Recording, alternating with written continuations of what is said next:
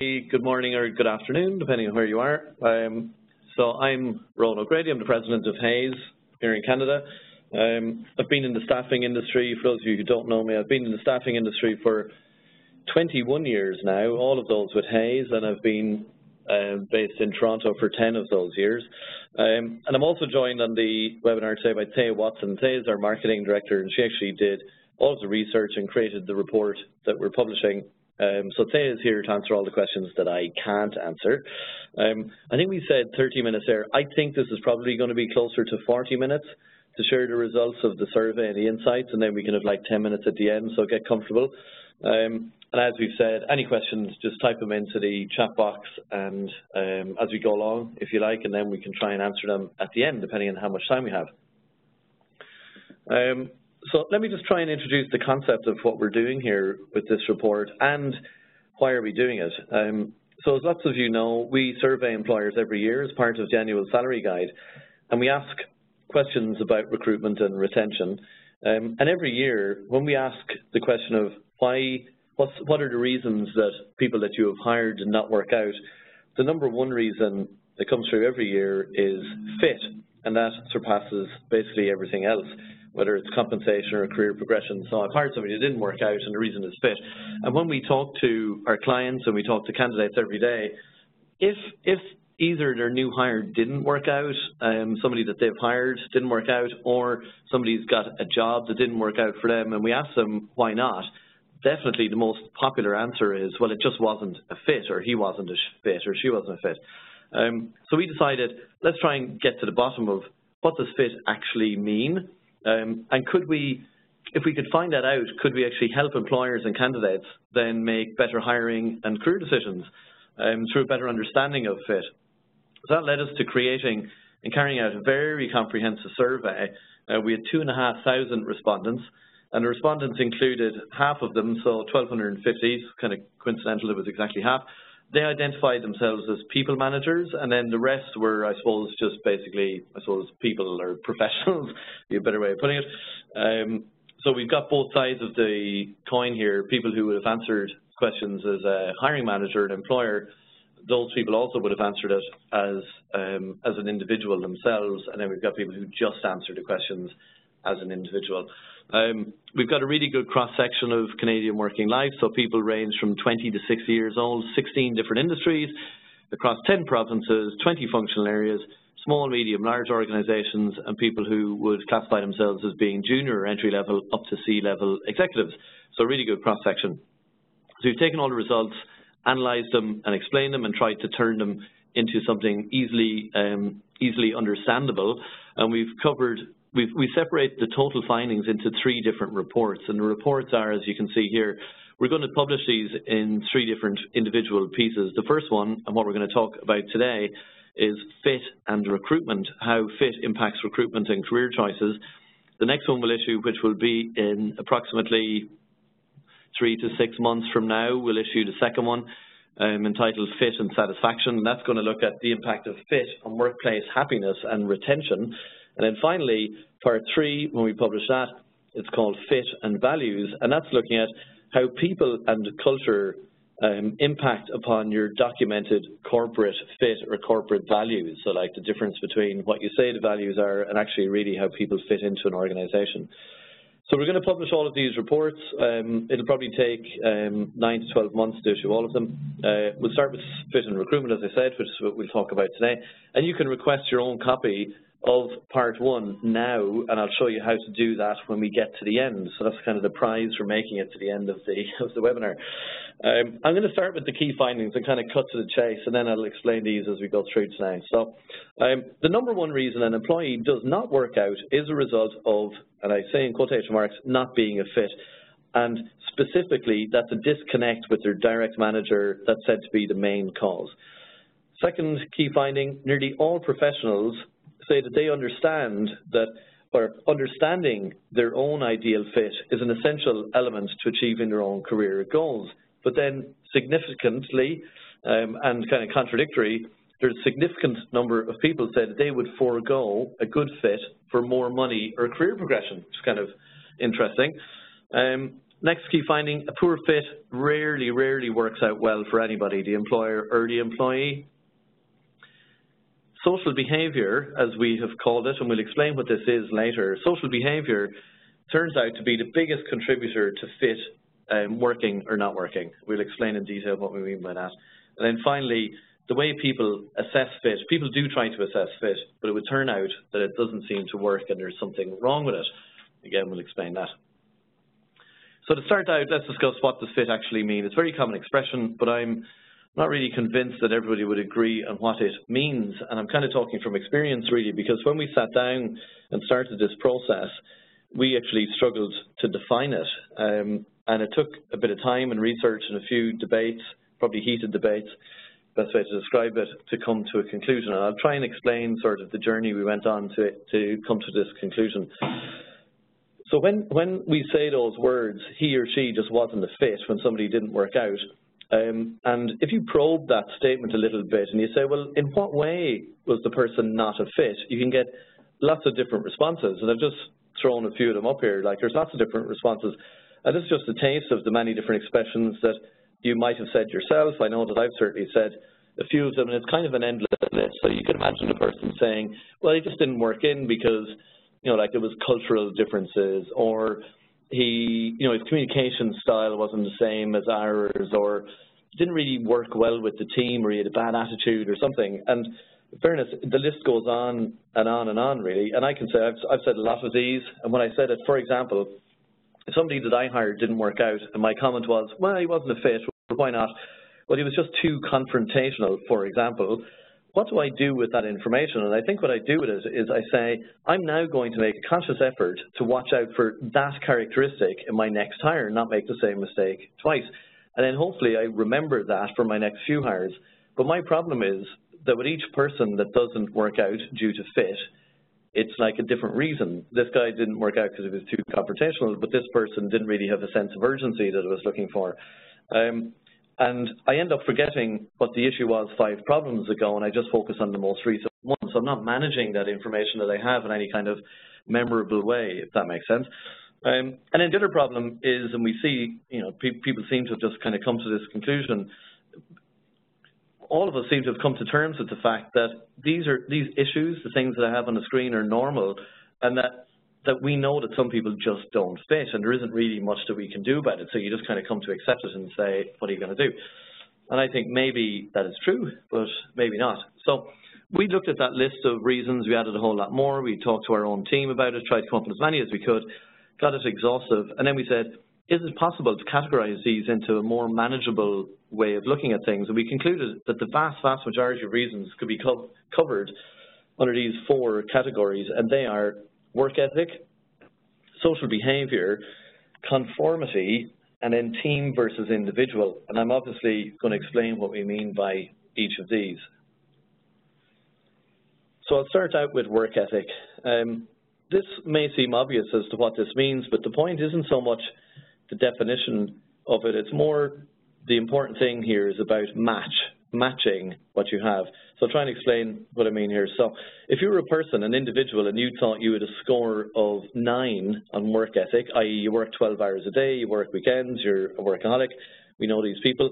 If you joined a company that actually had a work ethic level of, say, 6, that might actually cause you to get frustrated and leave. So, and you would probably say, well, it really wasn't a fit for me there. Interestingly, and if you talk to that employer, they would also say, well, he didn't really fit in, and he kind of moved on. And the irony is that obviously that person wanted to work harder than the people who were already in the organization. Equally, if a person who was a 4 or a 5 was working in an organization that was a 6, then that employer might not be happy with them, and they would let them go and say that they weren't really a fit. The point that is important to kind of understand here, as an employer, you're not necessarily looking for the person with the highest work ethic. You may not, maybe you are, but you also maybe not. What you're actually looking for is somebody with the same work ethic as you have. And actually that theme goes all the way through this. You're looking for a fit. So social behavior is the second one. And just to try and explain what we mean here, so we've defined this as how people behave and interact with each other at work. It's not exclusively how they behave at a social event, but that, although that could be part of it too, it's really how they behave in general. So for example, a scale on this, I think, that works, it seems to work, and where we've looked at it, would be trying to say, where are we on the scale of casual versus formal? In your organization, do people wear flip-flops and sit on beanbags, right? And if so, then the person who joins your organization that's very formal, wears a suit, sends very formal-sounding emails, will obviously seem out of place. That's easy. But then maybe less obviously, you could have a person who joins an organization and their experience is that it's completely acceptable to pop into the boss's office and have a chat about how things are going, and that might actually fit extremely well with one organization, but in the next organization, that person may have made a terrible mistake that they couldn't recover from, because around here you don't do that. Or, again, you're not looking for a person with like the highest score here. You're trying to figure out what is your score and what score is the person that you're interviewing. You're looking for a match. Next one, conformity. So this is a measurement of how much you want your employee to basically follow the rules or to figure it out themselves. And you might think that you want somebody with initiative, because we all say that, you know, like that's a quality that I want in a new hire, you know, to have initiative. But then on reflection, you might be getting very upset when people don't do it like the way we've always done it around here. So what you're looking for may be incorrect. Again, it's neither is correct really. Whether you're looking for somebody who conforms or somebody who wants to do it their own way, neither is right or wrong. It's just you need to know what you're looking for, and you need to find somebody who actually matches with that. And then the final measurement is team versus individual. Are you looking for a person who will be happy to do their part of the work, but their work doesn't depend on interacting and cooperating with other people? You might think that you want a team player, but actually it might be more important that the person interacts with everybody less and just focuses on their own work. Again, it doesn't really matter which you want, you just have to be clear about what you're looking for. So we've found that virtually all fit-related reasons can be dropped into one of these 4 categories, but I should say there must be some that don't, although we haven't thought of any yet, but there's got to be some that don't. So having said that, if this covers like 90% of the reasons, we think it's a pretty good step towards getting a grip on something that's as important as it is, and we'll kind of illustrate how important it is. So just for fun, I suppose, I'm going to kind of put this into a real-life example. I'll use myself as an example because I probably know myself the best out of anybody that I know. The point here isn't really what I look for when I'm hiring. It's just to illustrate how you could bring this to life for yourself. So kind of bear with me. So I obviously hire people to work for me directly on our leadership team, and I've been in the recruitment and staffing industry, as I said, for a long time. So I think I've got a pretty good feel for what sort of fit would work for me and what wouldn't. But I don't get it right every time. I actually don't know anybody who gets it right every time. But in any event, instead of like feeling like I know what I want, it would appear to be highly beneficial to try and quantify and document what I'm actually looking for, and I have done this, and I'll show you what I've got here. So, and I think it's a good illustration of trying to come to terms with what you're looking for when you're talking about the right fit, and that really is the crux of what this is all about, trying to define it. So I'll start out with work ethic match. So if I was thinking out loud, I'd say, I want to find somebody who has got a well above average level of work ethic, and I've got to hire somebody who has clear passion about their work and clear passion about achieving business objectives and the plan. So I don't want somebody who is just going to like basically get their work done. Equally, I don't think I want somebody who's like a 9 or a 10 who's working literally every hour and they work every weekend. You know, I suppose there's nothing wrong with that, but equally I'm not looking for that, but I do want somebody who's got like that clear passion for the job. So I'm going to kind of peg it and say I'm looking for an 8 on that. On conformity match, so this is an interesting one because I need a blend of flexibility and conformity. So the person needs to, on the team, I need to hire somebody who's going to be accepting of my plan, because if I have a strategy or a plan and the person on the team just plain old disagrees with it and goes completely against it, that is completely counterproductive and I can't function like that. But at the same time, I do not want to hire like a yes man who just basically agrees without question to the plan. So I need to get somebody who's confident enough to challenge areas based on their own expertise. So I'm going to say I'm going to push that kind of on erring on the side of more accepting as opposed to somebody who's completely inflexible, if that makes sense. Next one, social behaviour match, and this is an interesting one because just above I've said I want somebody who's very passionate about their work, but then from a social point of view, I'm really looking for somebody, and this kind of motivates me at work, somebody who's fun to work with, somebody who's got a sense of humour, somebody that we can go out and there's a night out or we all go out for dinner or celebrate something, and somebody you can enjoy their company with. So this one I'm going to put down at a 4, where it's really erring on the side of kind of a far more casual or friendship-based relationship, which is kind of interesting here. So the best way to describe what does this mean, the high work ethic match and the lower score on social behaviour match, I'm probably looking for somebody who takes their work extremely seriously, but they don't take themselves very seriously. Right? That's an important thing. But again, that's just like my preference. It's not particularly correct for you, maybe. Then team versus individual match. This is very important. So the person needs to be a complete self-starter, absolutely be able to work independently. They need to own their own function. They can't have me tell them what I want them to do. They've got to figure that out for themselves. But then equally, I can't have them at an 8.5 or a 9 because they do work in a team. They have to recognize they're part of a team, and they have to be able to use the team, so I'm going to score that at 7.5. Anyway, nobody actually cares what I'm looking for, and that isn't really the point. The point is to go through that exercise and actually challenge yourself and say, have I really defined what I'm looking for? And if you haven't, that's probably the beginning of the problem. So enough about that.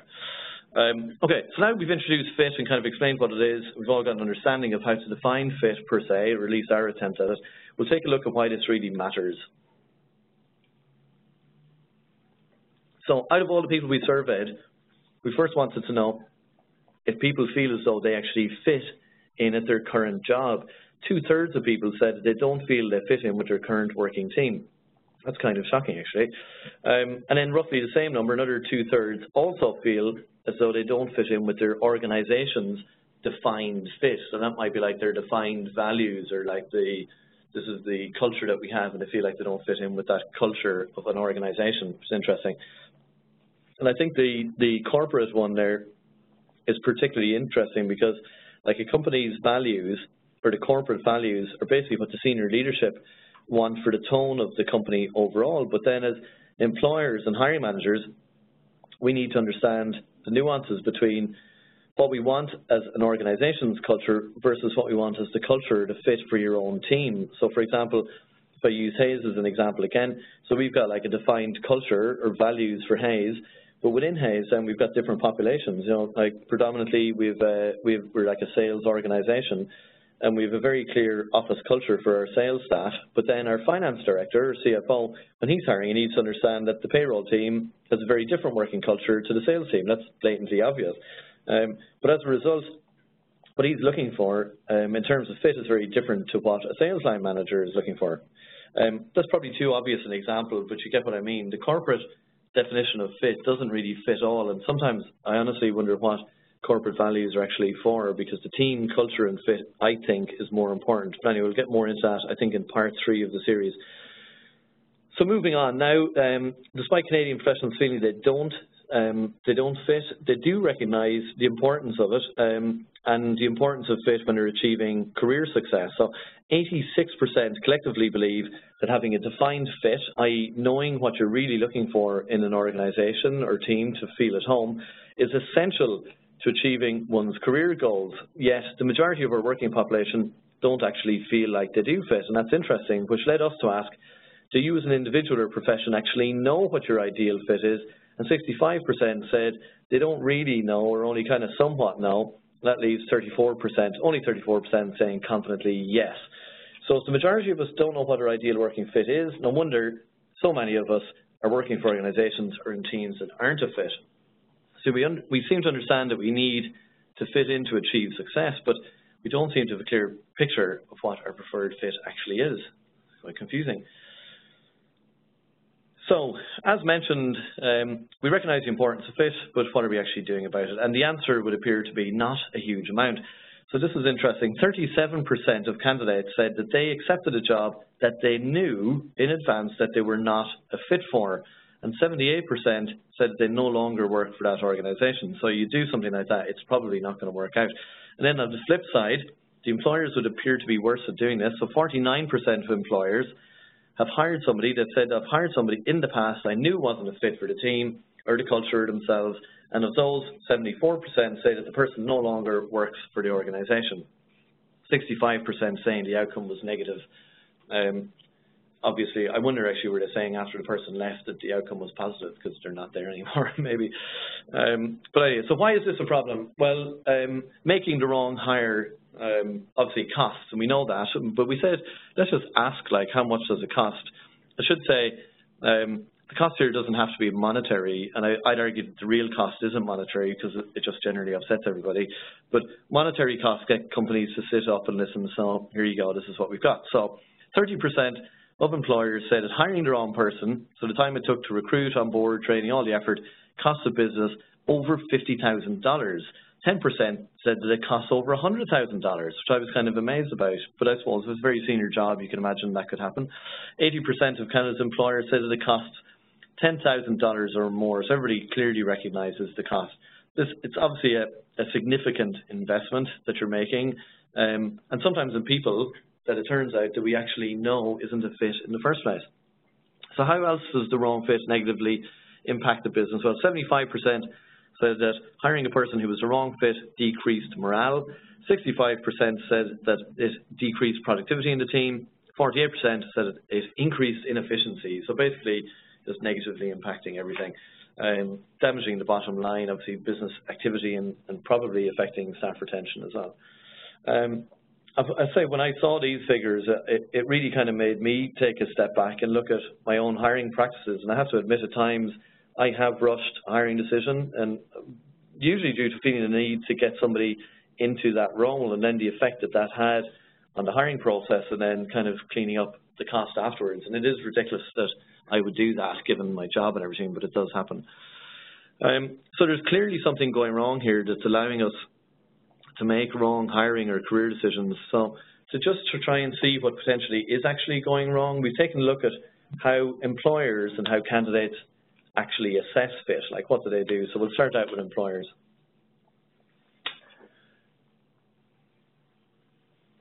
So my question to employers is, do you have clarity as to what you mean by fit and what you're looking for? Most people approach hiring with some kind of a plan, some more organized than others. We asked employers, when you go to hire somebody, what factors have the most weight in terms of importance to your hiring decision? And as you can see here, employers are saying the personality fit has the most weight in their hiring decision. And that's over things like skills, which is number 2, experience was 3rd, and education qualifications were next. Then when letting somebody go, the results are relatively the same. The personality, fit, and skills both jump up in level of importance, kind of, well, not level of importance, but the amount of weight that it gets.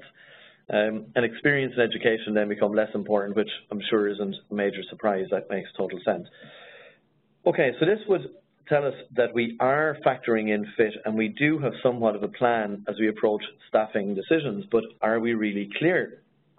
88% of employers say they're not likely to hire somebody for their technical experience, but we're not a fit. So in theory, employers are sticking to the plan, or so it would seem. However, in actuality, as mentioned already, 49% of employers did the exact opposite knowingly, which we had just said.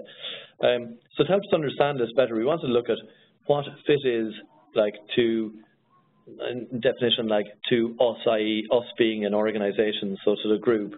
So we asked employees if they thought that the senior leadership of their organization have a clearly defined fit, i.e. do they know what type of person would fit into the organization. And 63% of people said, no, we do not believe that senior leadership know exactly what they're looking for. So we know fit's important. So we say that we're not going to hire somebody who isn't a fit, but we do anyways. And then, or some people do, I should say. And to compound this then, we don't believe that the organizations we work in are clear as to what fit actually means to them and what sort of person we are actually looking for. So looking at an employer's assessment, one step further, we asked employers about their own hiring practices and what actions they use to undergo to assess fit. So 45% do not involve their team in the hiring process, and having additional perspectives is useful, but the key point here is that fit is literally about how you fit in with the team. So it stands to reason that involving the team should be an essential thing, so definitely a point to note there. If we look at all activities being undertaken to assess fit, as you can see here, the majority of us utilise traditional methods, so review the resume, conducting one or multiple interviews, doing an online search. However, activities such as involving the team, i.e. taking them out on a social outing, or perhaps use of psychometric testing or in-house assessments of an individual, activities obviously take more time, sometimes they take money, they're not widely done. However, they are methods that can really help you get to know that person. So we'll have a look at candidates now. So when a candidate is assessing a job offer, the factor that matters most to their decision are compensation and job description makes sense. The fit and the company reputation is at the bottom. However, when deciding whether to leave or stay with a company, fit suddenly jumps right to the top. So candidates rank compensation as the most important factor, fit being nearly least, meaning it's very easy to be distracted, and I say kind of distracted loosely, as I know money is very, very important, and that's fine, there's nothing wrong with that, but they can get distracted, I think, by compensation, and then they undervalue whether the opportunity is actually right for them as an individual.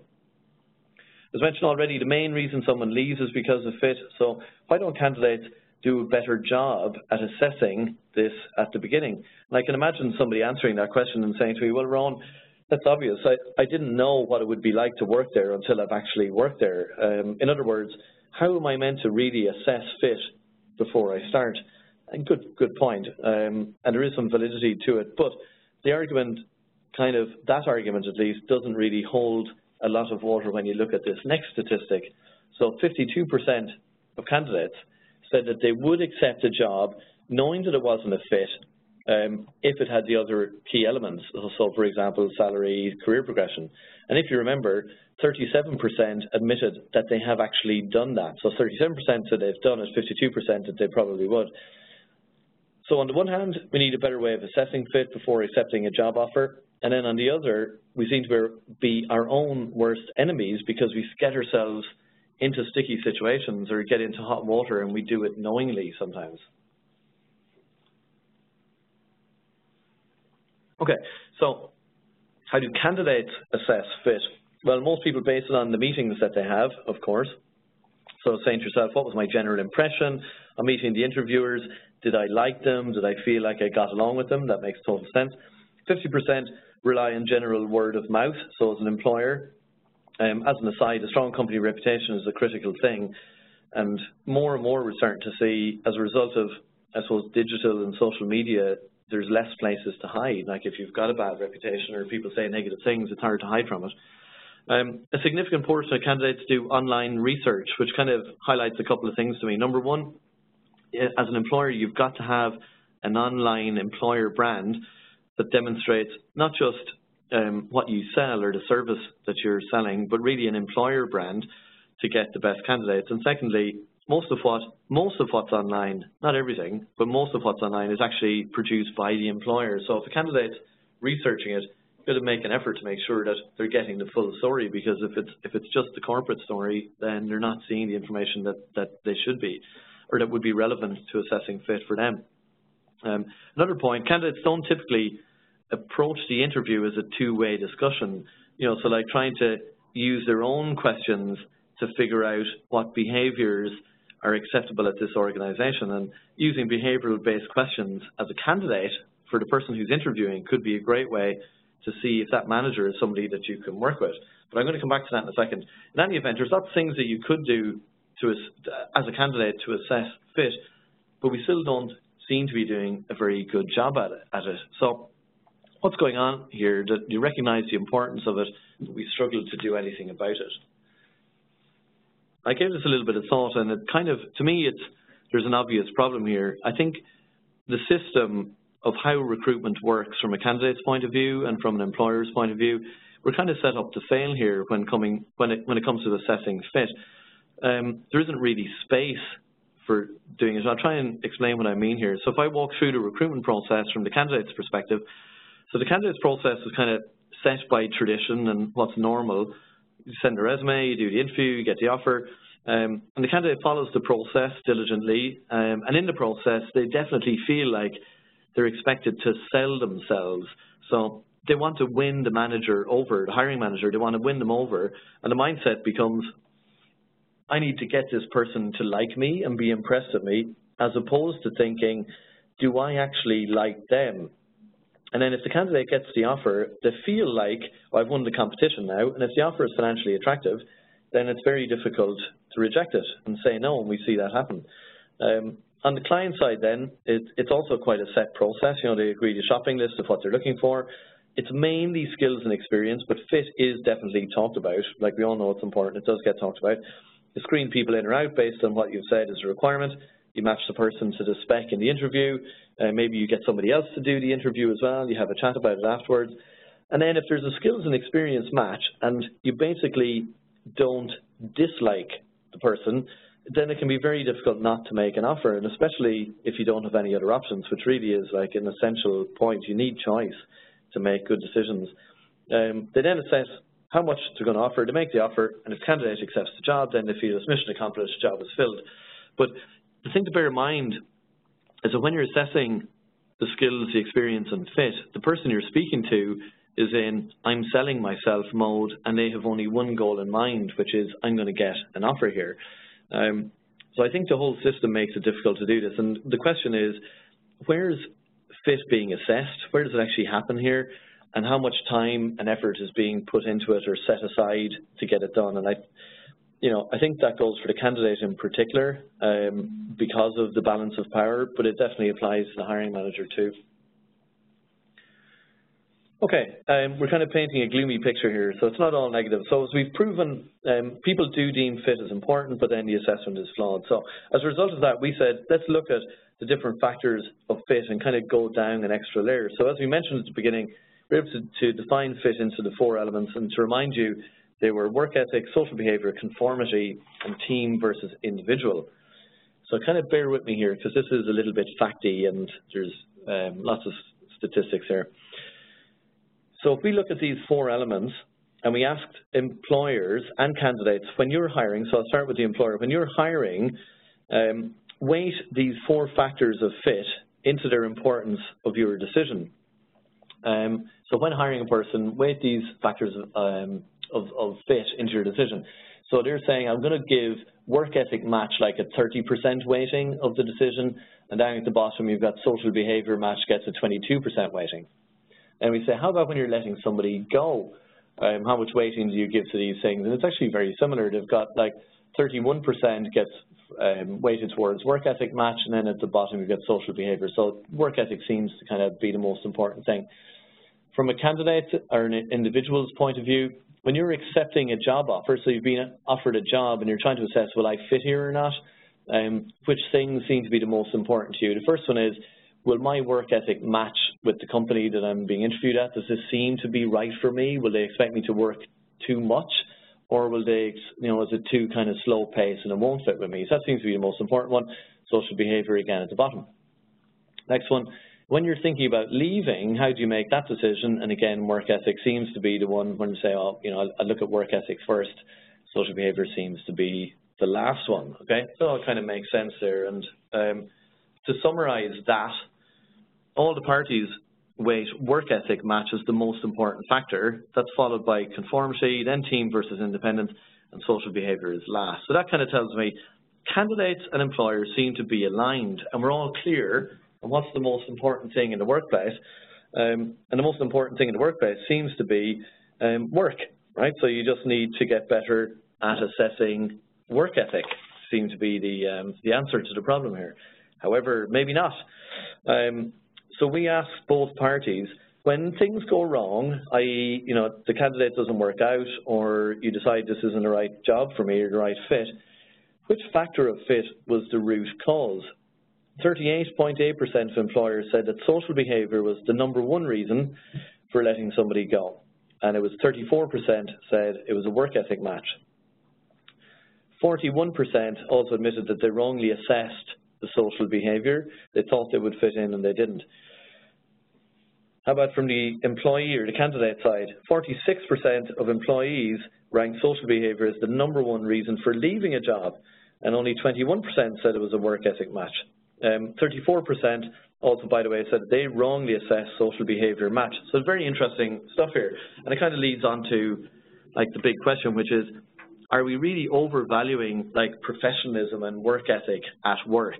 Sounds a bit odd to say that. Like, are you overvaluing work ethic? Like, work is about work ethic. But we say work ethic is the most important aspect to our decision when evaluating fit.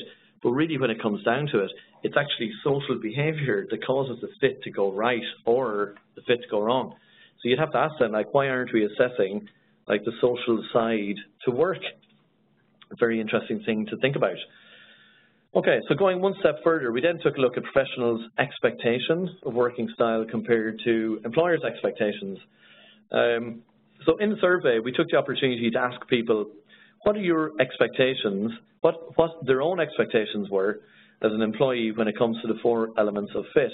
And we also asked hiring managers what their expectations were of their new hires and to kind of score themselves on that scale from one end to the other. So we did that to kind of introduce the 4 elements of fit and to illustrate that fit is about finding a match. It's not about getting the highest score, it's about finding a match.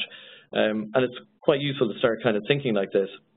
We also did it to see, are there any gaps in general that might help everybody understand this better? And I should kind of highlight here that the sample size is big. So over 2,500 people, we kind of said, you know, this is all just going to average itself out and we'll get like, everything's going to end up at a 7. And that we would end up with kind of very close matches between employer and candidates. And to some extent, that is what we got. But for that reason, we think that any kind of gap here shows there could be a potential issue that is an issue for employers or for candidates in general. And there are a couple of interesting things there. So I'll start out with the work ethic one. So employers' expectations are when I hire somebody, or our organization or our team, better way of putting it, our team that we're hiring into, we have a work ethic that I rate at 6.99. So that's the average rating that employers give it. That means they expect people to work pretty hard. It's not a sweatshop, but they do expect them to work pretty hard, and that makes sense.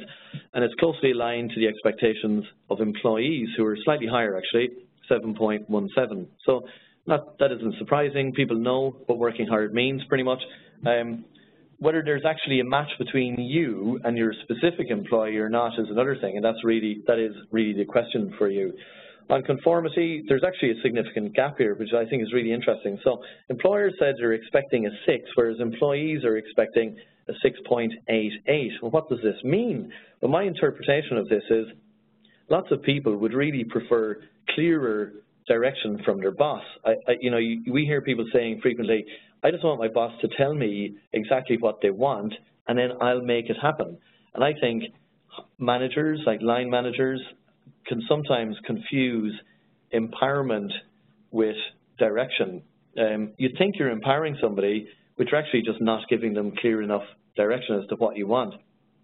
People want, like I want clear direction from my boss, but once I have that, then I want to be empowered to actually go and make it happen. People do not want vague instructions or like kind of no direction, and then find out afterwards what they did was entirely wrong and they've kind of let their boss down. So an important kind of nuance there to understand. Now, if we look at social behaviour, the results show that expectations from the employer and the employee are actually very aligned. And when you look at what I've just told you about social behaviour, that does seem a little bit odd to me. So if social behaviour, as we've now learned, is kind of the root cause for when things go wrong, why would it be such a good match? I think the question here is, do employees actually want a more casual, or probably more familiar is a better way of putting it, a more familiar environment than they're actually saying? Like, are employers leaning towards a more formal environment because they think that's what they should do versus what's actually best for the team here and what's best for retention? So I would say kind of think about the social environment you've created, i.e. like what behaviour is acceptable and normal, and then ask, is it having a positive effect on productivity, retention, team success? You know, if you can foster an environment that's more suited to people's natural style, then you may well be more successful. And then finally, looking at team versus individual, that was actually the most aligned across all factors. But remember, It's an average of 2,500 people. The question for you is, does your requirement, when it comes to team versus individual, match the reality of what you really, really want, and does that actually match with the person that you're hiring? Okay, so we're pretty much done. How do we do for time? A little bit over. So I'm just going to finish with some recommendations, and then we have a little thing we want to explain to you. There's kind of like a practical piece in the guide that we think could be of use for you if you're interested. So recommendations we have for employers first. Number one, you've got to define your fit. You have to take time to do that, define your fit. Without it, and I believe without it being documented, you can't actually effectively assess, and therefore you can't recruit effectively. Second point, de-weight the technical requirements. I don't know if de-weight is a word, but you know what I mean. The technical requirements by broadening the job spec, and I think add extra weight to social behaviour to ensure a better match. At the end of the day, if the guy fits in well with the organisation, enjoys working there, people enjoy working with them, and they add value to the team dynamic, the fact that they don't have one of the 5 technical requirements should probably be overlooked. Third point, cover all the bases that you possibly can. So whether it's psychometric testing, searching online, doing behavioural-based questioning, that can all help paint a full picture of the candidate if you have the time and the resources to do it, obviously. Be prepared for your interview. Everybody says that all the time. Few people do it. Knowing what you want to learn about a candidate in advance will help you get the most out of the interview. And then finally, probably the most important part I would say is involve the team. You know, they are the personification of the ideal fit. So it's such an obvious and easy one. Involve the team in the recruitment process. Then recommendations for candidates. Number one, define your ideal fit first and know what you're actually looking for in your manager and colleagues and office culture. You have to be clear as to what you want. 2, try and think about the interview as a two-way street. You know, it's not just about you selling yourself. So during the interview, you've got to ask about the office culture, working style of the manager and of the team. I think that can be difficult if you're at a more junior level. It feels a little bit, maybe feels a little bit arrogant, but it is an important thing. As you get more experience, the more in demand, it feels like a more comfortable thing to ask about. So I can understand the challenge there. And then third point, you've got to make it real. You know, asking the questions is one thing. I think the best solution for this, if you're a candidate, is can you meet the team? And even better, can you get into the office and spend some time there? You know, like if you could get into the office and sit down with somebody who works there and just talk about, you know, the processes and how things go on, you get a sense of the culture and you see people walking around and you hear them talking and you get a real feel for it. So if that's at all possible, I would absolutely grab that. And then finally, I would really encourage people to look beyond salary and beyond job description. You know, if you're in an organization where you feel that you fit right now, don't undervalue that. Just because somebody offers you more money, that may not be a good decision. If you pursue the money, but you're very happy with your current fit, that may not turn out to be the wisest choice. Okay, and then a very quick exercise here. I said we'd kind of show you this. So this is just a kind of a look into the report. We've set up a couple of exercises to help you kind of go about defining fit for yourself and your team, and that could help you as you embark on making the best match when you're hiring somebody or when you're making a decision to work in an organization. So I'm going to get Thea Watson, our marketing director, to explain this because she basically was fundamental in designing it. Right? Hi, everybody. Okay, so in the report there are 2 exercises. One, first and foremost, is an exercise to help you define your own personal fit. I think as employers, before you can start hiring based on fit, you really need to understand about your own individual fit. And then the second one is to define your ideal working culture fit. So the fit for your team, not the organization, but what do you want your immediate team to have from a working culture style? So there's 3 easy steps. The first one takes you through each of the 4 fit factors that Rowan explained at the beginning, and we just want you to write down what attributes or actions kind of define either your team and your own fit for these factors. So under work ethic, like Rowan showed at the beginning, you could say something like the team must have the same work hard, play hard attitude that I have, or something like that. The second step then is by looking at each one of those 4 factors, trying to quantify them. Again, going back to the exercise that Rowan did at the beginning, trying to create a measurable component to where you are and where your team is on the work ethic match, or any of the 4 fit factors. And as Rowan said, there's not a right or wrong answer. You don't want to find the highest number, let's say. It's just what is a match for your own personal style and your team. And then the final step is, we live in the world where we can't get everything, and compromise is a key element. So taking a look at everything you wrote in step 1 under each of the fit factors, and list what is very important and what is maybe lesser important. Of course, we're looking for everything, but this will help give insight into what you're willing to compromise on versus what you're not. And it's important to understand what's a deal breaker and what's not. Over to you, Rowan. That's it. Okay, good. So we're kind of done then. So if you want to get the report, you can go to hayes.ca/fit, request a report, and we will be in touch with it. And then just keep an eye out. We'll release the other 2 reports over the next while about fit and satisfaction and fit and values. The response we've got to this has been probably the best and highest engagement of anything that we've done. And we've done quite a lot of reports over the last couple of years. So there's really something in this. There's an appetite for it. So let us know what you think. Give us feedback about it as well. You can go from there. So we've got a couple of minutes left. It's kind of maybe overshot a little bit. We have some questions that have come through on the chat box, so you can type in whatever questions you have.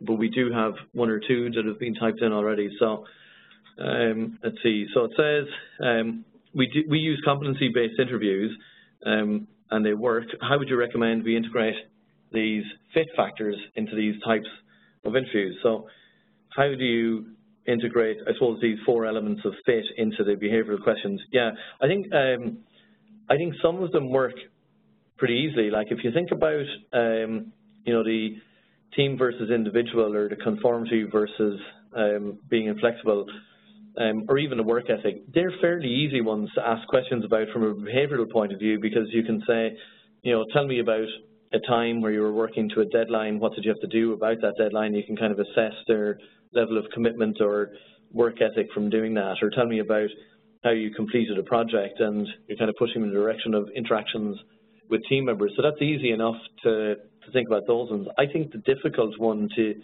solve with competency-based questions is the social behavior one. Like, how do you ask a competency-based question that's going to, or sorry, behavioral-based question that's going to actually answer that? And I think maybe the only answer on that one really is to try and just spend some time with people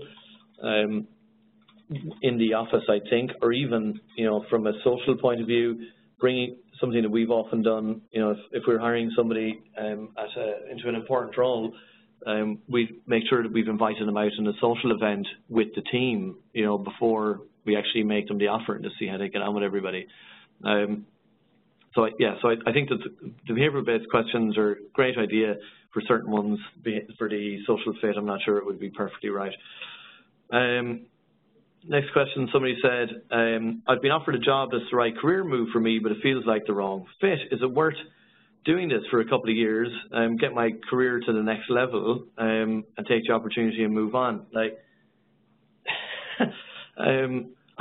I don't know if there's an easy answer for that. I don't know how much of a big jump up this job would be for somebody. Maybe it is. Maybe it is worth it. But I can tell you one thing: you will not be happy.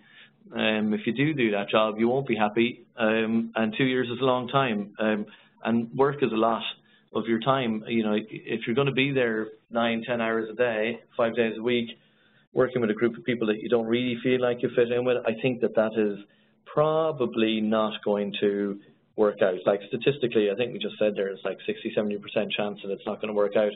So I would say my advice, just based on the very simple question, would be do not do that. You will get another opportunity where you would like to work. Let's see, we've actually got loads of questions now. We'll decide where do we start. Would you say that a follow-up question like, did the employer hire someone without fit just because the situation was work needs to get done regardless of fit? I'm not sure I understand what that question is. I don't know. I'm not sure what that question is, sorry. Does anyone know of a company that does testing for profiling and applications for certain positions to judge the fit of that particular candidate? you know what? I actually, like, there's a huge amount of psychometric testing that you can do. I think we're all familiar with that. And if you look at some of that stuff, it is getting at the right thing, because it's basically saying, can you peg your own company's ideal fit or psychological profile that you're looking for? And then you obviously test people and see how close they can get as a match. I think my problem with those, to some extent, is, is the defined fit that you're looking for in the first place actually correct? Like, is it a fair reflection of what it's like, the kind of person that's going to fit in with you guys and get on with you well? Or are you testing for what you think is the ideal person? I think that gets confused.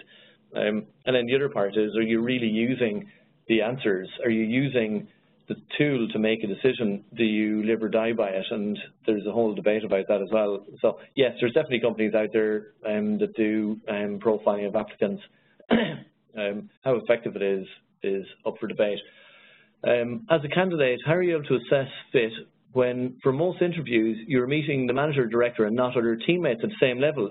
Excellent. Yeah, that's exactly what I was saying. I think it's kind of rigged to not work, and it's difficult sometimes to make that point.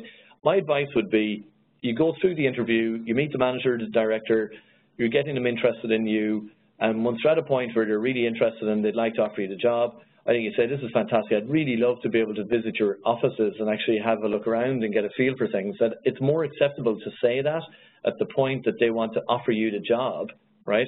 You don't want to say that in the first interview before they decided whether they like you or not, right? So that might come across as being a little bit needy. So I think once you've got them at the point where they're interested, then saying, I'd love to come in and meet the team and have a look around the office and blah, blah, blah, then you can hopefully make a decision. So very good question. I understand that social behavior is important, but how do you avoid groupthink? What do you understand as to, what is that? What does that mean, do you think? Collectively, everybody just kind of jumping on the bandwagon, creating an opinion of somebody. Right, okay.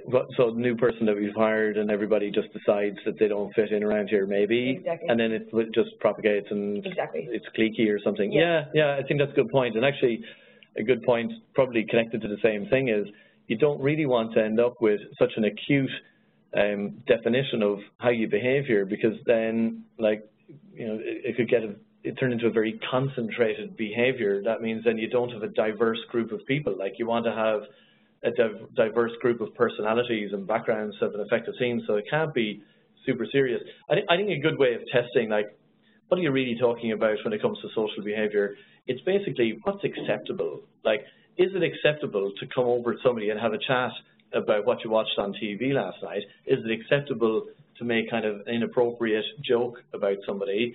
Is that okay? Or do we all know that does not go down well here? So I think it's kind of talking about behaviors is the best way of getting a grip on what are you really looking for when it comes to social behavior. When defining fit across an organization, how do you understand fit when a team of developers would have quite different social skills versus the marketing team? How can we describe fit for an entire organization versus segments of it? I think that's my exact point. I don't think that you can. I think it's a little bit misguided. Companies have values. So we have values, and sometimes I think the values are kind of more appropriate in explaining our organization to clients than helping us to recruit internally and define our own culture, because exactly as that person has just said, the developers' real values and social behaviors, which is more important, are quite different to the marketing guys. Exactly. So I think we should put way more weight into how do you fit into this team in this room, this actual team in this office, as opposed to what the company is looking for. I know people, some people really protect their values and it's very important to them. But I have to say, I do question it, particularly big companies. Are the values really filtering all the way down? If you have a new startup and there's 5 of you, the company values are actually real and they do define the fit. We're going to run out of time here, so there's 20 more questions. Are there definitions for your 1 to 10 scale? An employer and a candidate with the same work ethic may rate them differently based on what they feel, which may differ. Excellent point. Yeah, so in the report we do define it, giving some examples to help you understand.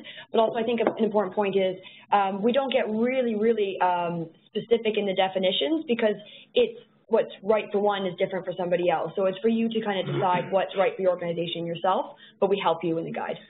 Good point. Next one, this is, now I kind of touched on this already actually, I'm happy I said it now. Where does diversity and inclusion fit into assessing fit? How can we encourage managers to be more accommodating of different cultures alongside hiring employees with the same values as the group as it has now? Okay, so I think, yes, I think that's a fantastic point. Like, I think the answer to that should be, are we happy with the culture and the reality of our team right now, and is it exactly where we want it to be? So defining what it currently is essential, because when you hire a new person, will they fit in or not will depend upon that. But it's a very valid question to say, is this the culture we want? I've seen organizations over the years proactively evolve and change their culture because they want to change it, and they say, we're not happy with the environment. So you can imagine, you can have an environment of a team that's toxic and overly aggressive. And so if you hire a person who kind of fits in with that, a very aggressive person who doesn't seem to be bothered by it, like, great, but it's just going to propagate it and make it worse. That's not what you want. You might say, I need to move away from this. So I'm actually going to hire according to where I want to get it to, as opposed to hiring to what it is. So I'm not happy with it. The key is that's got to come from like the hiring manager. The hiring manager has to understand that's what he's trying to do and want to do it, and then he's got a shot at doing it, right? So I think the question, if you're talking to hiring managers, if that question was, say, for example, from a HR director or a VP of HR, I would think that you need to say to the hiring manager, department manager, what do you want your team to be known as and how to behave? Like, what are you working towards? And as you're hiring, helping you get closer to that or further away from that? Person clarifying here, sorry, I wasn't clear. Oh yeah, great, so somebody's clarifying your question. I wanted to know if employers were asked if they put aside fit checks because of workloads needing an immediate fix, and the result of that, yes, they absolutely do, and I did that. I have done that, yeah. Like, it's pressure kills good recruitment, time pressure kills good recruitment, and lack of choice kills good recruitment. Yeah, and if you look at the findings from our salary guide, the last 3 years, employers have said it takes on average to find, especially in niche roles, 2 to 6 months to hire somebody. And every single hiring manager in that report has said that nobody has enough time to do it properly because of the time it takes. So adding the fit assessment into it just makes it a little bit more complicated, but it really does matter. Excellent. I'll take one more then, and then we're exactly 1 o'clock, I think, Eastern. How can a new immigrant to Canada make himself a fit for Canadian office culture? Please advise. Well, I would actually say the fact that you're actually asking that question probably means you're 50% of the way there already. Like, if you're conscious of, I need to make myself a fit to Canadian office culture, you're virtually there. If that had never occurred to you, then you probably, like, maybe you do have a challenge. So I think that's great, that's the right attitude to take. I think really it's just trying to get exposure to it. You know, if you can, any kind of work experience when you arrive. I think it's unfairly difficult on new immigrants to get work experience. I think that whole thing about must have Canadian experience thing is like a catch-all that makes employers miss out on good candidates, I've got to say. I think people should be far more open about giving somebody their first start in Canada. But yeah, just getting a start, whether it's at the right level or not that you're looking for, whether it's at the right salary level you're looking for, I think I'd put all that in the back burner. You just need to get started working, and then you assimilate to the culture. And particularly if, as this person is obviously interested in assimilating, then it'll be a lot easier for them. So I think that's it. We'll stop. There are more questions. I'm sorry if I didn't read your question out, but equally I don't want to take up everybody's entire afternoon. So that's it. Thank you very much. If you do have any thoughts on this, because this isn't definitive and we're trying to deal with something very intangible, if you have any thoughts on what we could have done differently here or what you'd like to see us add to this at some point, let us know. We're like finalizing report 2 and 3 now, so there's probably still time to add stuff to it.